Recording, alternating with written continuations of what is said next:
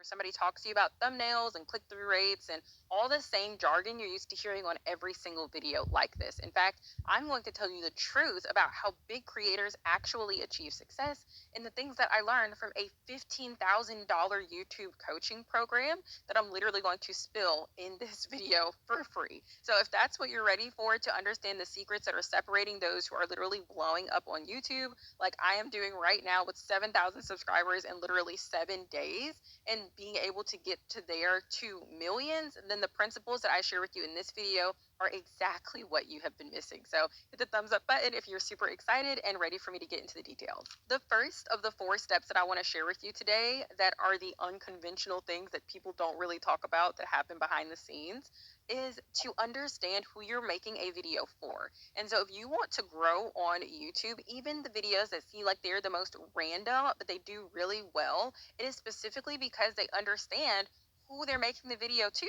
Even something that seems as random as Mr. Beast content or an ASMR channel, they understand that they are making a video for someone who is watching their video for a particular reason. And so you have to go into thinking about how you're creating content, not as a creator or an artist, but you have to think of it as a servant, as a business owner, as somebody who is helping someone else solve their problem. And even if your video isn't how to do X, Y, and Z, even the person who's doing an ASMR channel is still helping the person who's watching it to solve their problem.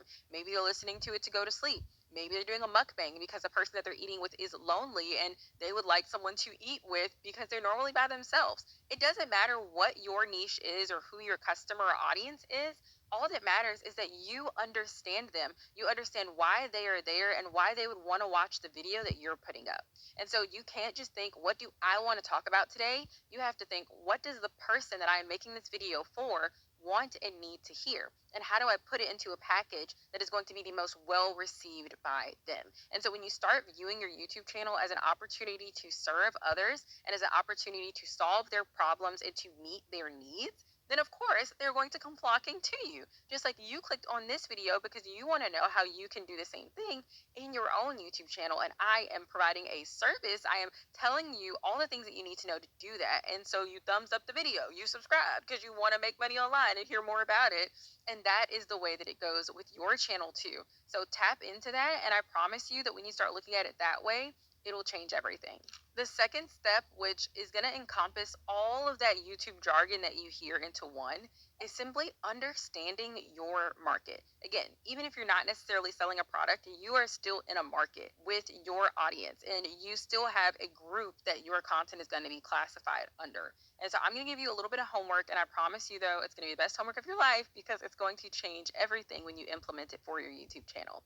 I want you to compile a list of the most successful YouTube channels in your niche. And not from 15 years ago. Make sure that they are still having content that is performing really well within the last 2 years. And then I want you to just start studying them. Look at their thumbnails, look at their titles, look at the videos, and listen to their hooks and what they're doing at the beginning of the videos. Take note of their editing style or their backdrops, everything about the video, their audio quality. And again, you're going to find some variance here. You don't necessarily need to be comparing someone level 20 with your level 1, but the things that are common denominators, that's what I want you to take note of. And I'm going to give you an extra little cheat code here, and that is to actually start writing down the titles of their top performing videos of the last 2 years and compile a document.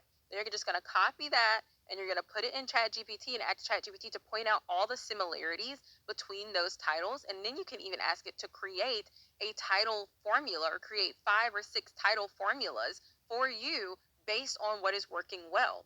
And this is why this is the best option for this above any other advice you're going to get about titles and thumbnails and stuff, is because it's going to be so different depending on who your niche is and who your target audience is. And so if I give you advice that helps with the, kind of self-help, Christian business, financial improvement, like social media, the kind of realm that I'm in, that may not be true for the photography realm.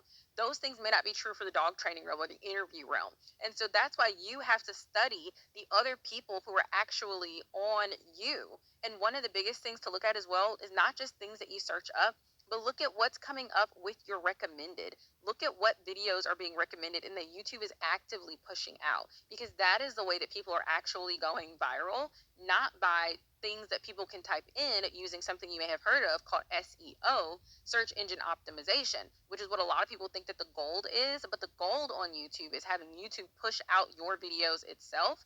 And that is how I was able to, one of the biggest reasons I was able to get 7,000 followers or subscribers in 1 week is because YouTube itself was promoting my video. Because I followed those principles, I studied what was working well in my niche, and then I did step number 3.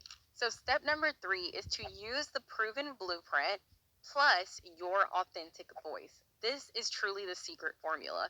And so, what I mean by that is you have now gathered the blueprint by figuring out who your audience is and how you're going to help them, what problems you're going to help them solve. And you've also figured out what is the standard for your niche, for your industry, for the people who are creating in the same space as you, right? And now that you understand that, that should be your basis. But you shouldn't just be carbon copying titles or thumbnails or hooks. What you should be doing is understanding why they work, making sure you're infusing those same things into your videos, and then adding your own sparkle and sprinkle. And this is why I always tell my customers there's no such thing as competition, there's only confirmation. And if you see that other people are doing the same thing, it just confirms that there is a market out there, that there are people who actually need help with that thing. And what you have to be confident in is that God only made one of you. There's only one of you with your experiences, your insights, your specific demographics, like you being a man or a woman, or you being whatever race or ethnicity He created you as. And so all of those things that create this wonderful you soup is going to be a unique soup that nobody else has. And so you don't need to worry about competition. You don't need to worry about what other people have going on, because you are going to reach somebody that is distinct and different from these other people and who God has called for them to reach. And so you do not be afraid to add that you-ness into it. Like, I make puns, I make jokes, I give, kind of quotes and like sayings, and you see how animated I am. Some people say they hate that I talk with my hands.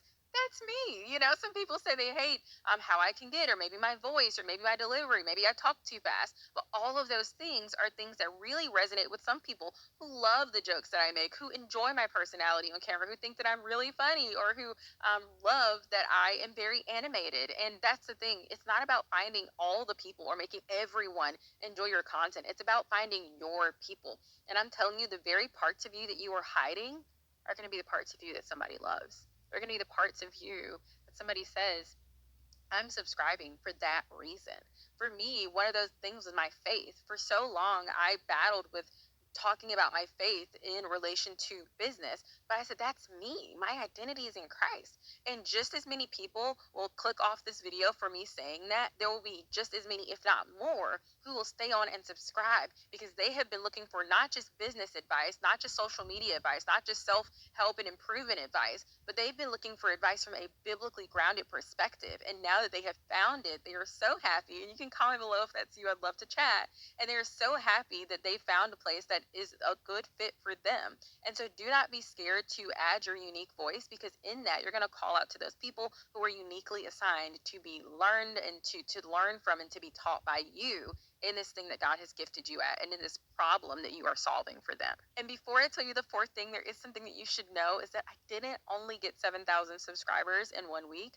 I also made over $50,000 in cash that same week, just from people coming in from my YouTube channel. And so if you want to know not just about how to get subscribers, but how to actually monetize so you can literally make your yearly salary in a single month, then I would love to explain to you how I'm able to monetize my skills and create a passive income system where I can make money like that every single month while literally working not even 5 hours a week. And I have a training that is free in my description that goes over everything step by step and is going to show you exactly how I do it. And you can subscribe. I'm going to make another video about it next week that's going to be going over the steps that I took to be able to make $100,000 a month or more working 5 hours a week. But if you don't want to wait for that, make sure you check out the video in the description. It is a free training that goes over everything that you need to know so that you can monetize using YouTube and to be able to make enough to quit your job even if you don't have thousands of subscribers. So step number 4 is probably the only kind of more cliche advice on this list, but it's tried and true because it works. And that is analyze your data. Once you've started posting consistently, which I didn't even bother making that a step, because I mean, when you're looking at your market, you need to see how often they're posting and stuff like that to figure out what's going to be the best balance for you as well, to see, like, again, what's expected. But once you've done during that and after about your first 30 days is when you can start really looking at your data, and you can start looking at, okay, what's working well? How about the click-through rate? How many people are looking at my video? They're actually clicking on it. How are my engagement doing? Are people dropping off in that first 30 seconds? And whatever it is, you can look and see what's going really, really well and what's going really, really wrong. And then you can just adjust and test different things out. And you really have to come into this as a scientist and somebody who's prepared to learn. If you decide you're going to pop off and your first video is going to get you 1 million views, not only are you going to be disappointed, but this also going to make you discouraged from wanting to continue trying because you set these high expectations for yourself. If you want to set the expectations for yourself, I'm going to challenge you to set what I call action goals. Action goals are the goals that are based around the things that are completely within your control that you can do. So an action goal might be like, I'm going to take aside an hour a week to focus on YouTube. And in this first week, I'm going to focus on getting a compilation of channels. In the second week, I'm going to focus on getting a compilation of titles. The third week, I'm going to get a compilation of hook. And the fourth week, I'm going to get a compilation of thumbnails. Then next month, I'm gonna expand that to 2 hours per session. And now I'm gonna go through and I'm gonna analyze what are the things. And so you see what I mean? And then you say, okay, the next month, my goal is to me to take all of that and to create my scripts for the first month of YouTube. Boom. The next month, I'm gonna now set that up and I'm going to upload one video a week consistently now for the next 12 months. And you can clap, celebrate, and thank the Lord every time you hit those milestones and goals for the actions that are within your control. And then you have outcome goals, which are the things that are not directly in your control. It doesn't matter if you hit every single thing on that list. You may not get 100,000 subscribers your first month on YouTube. And that's okay. That's why we celebrate the action goals. And then if we don't get our outcome goals, we can go back and evaluate, okay, have we actually been uploading consistently? Did we actually do the homework, or did we kind of skip around and put our own twist on it and say, oh, it really doesn't matter that much as long as it's kind of close enough, And we can be honest with ourselves and evaluate that. But if you're doing the action, then that is a reason enough to celebrate. And then you can look at the outcome to determine how to change your action. But your actions should be 90% of your focus and the outcome only 10. Because again, there's just no point in focusing on things that we can't directly control, but we can control our actions. And so that's where you want to tap in. So again, if you want to know how to not just create a YouTube channel, but how to be able to monetize it through your own skills and being able to offer people something that they actually really want and that they'd be begging you to pay for, make sure you check out the training I have below, which is free. And then at the end, it does explain how you can work with me if you want more help to learn from me on how I was able to do the same thing. So I'll see you there. Listen, I run many different YouTube channels that are getting millions of views. Like, for example, this channel had over 246 million views, and this channel over here got me 5.4 million views in the last 28 days. This channel later on got over 100 million views so far, so in total, over 100 million views here. Then this channel did about 3 or 4 million views and made over $10,000 in the last 28 days. This channel did 5.4